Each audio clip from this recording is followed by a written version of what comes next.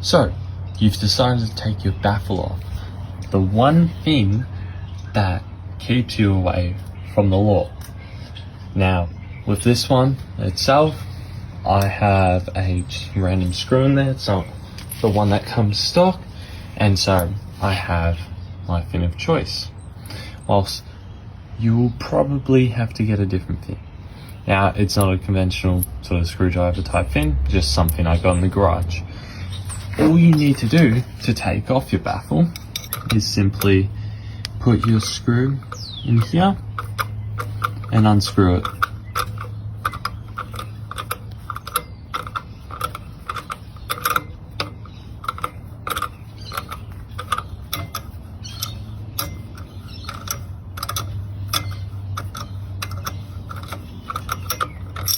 Just like so.